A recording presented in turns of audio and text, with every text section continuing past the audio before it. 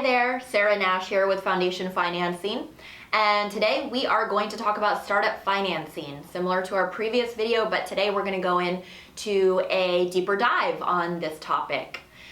Just to briefly recap what I spoke about on the last video, it is fairly difficult for a startup company to obtain capital because it's risky. If you're looking for an investor, the statistic is 1.5% of those looking for investor capital will actually obtain that. That being said, there are ways to actually borrow money as a startup. And even if you are looking for an investor, it's really a good idea oftentimes to borrow money first. That way you've got money to attract an investor, you've also got money to get started, so you can show that proof of concept. You can prove that you can sustain revenues in order to attract that investor. So, how do you go about obtaining capital even when you're a pre-revenue startup? There are two main items that you can actually leverage in order to accomplish this. The first is an asset, and the second is credit. So let's talk about assets. If you are a startup, you may or may not have business assets.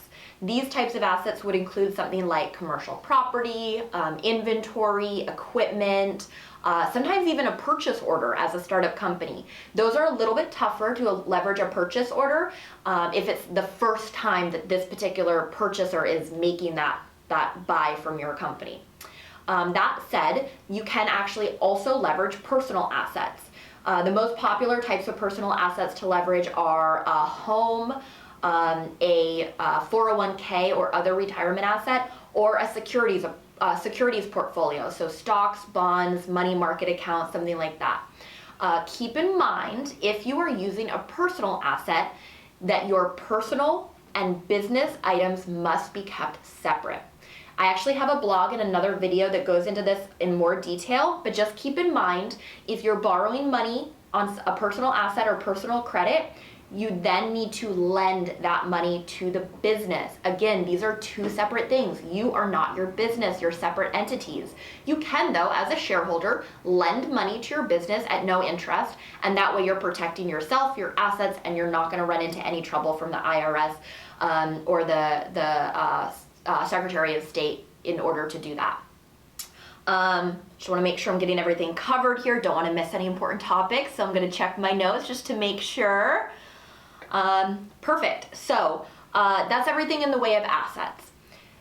The next item that you can leverage, which is actually more popular for most startups, is your credit.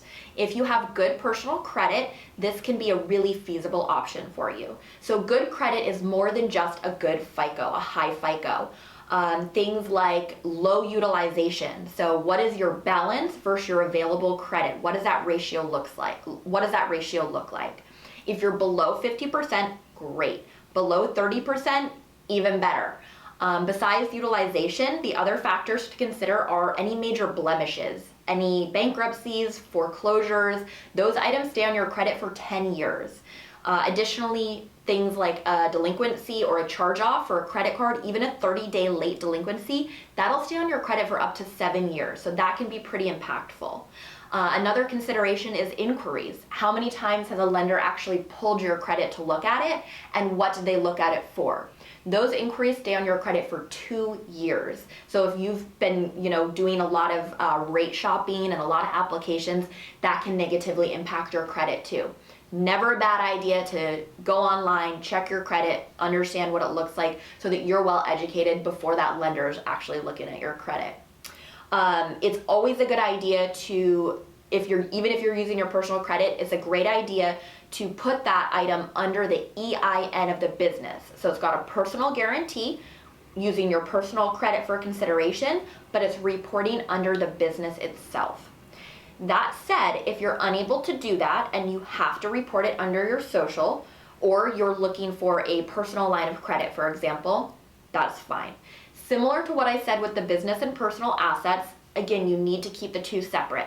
So if you're using your personal credit under your personal social security number, just ensure when you borrow that money that you're then lending it to your corporation. You're lending it to your business. That way, again, you're keeping the IRS happy, you're keeping the Secretary of State happy, and you're not going to run into any issues there. So another option, if you perhaps don't have the best credit, is a credit partner.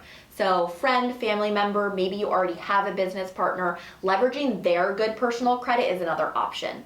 So a friend, family member oftentimes will allow you to use their good personal credit in exchange for a piece of equity in your company.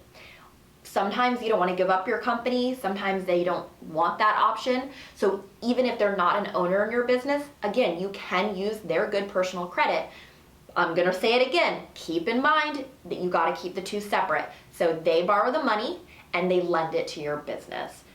That way you're protecting yourself, you're protecting your business, and you're protecting that individual that was so kind to let you use their credit. So just taking a look, I want to make sure I went over everything here.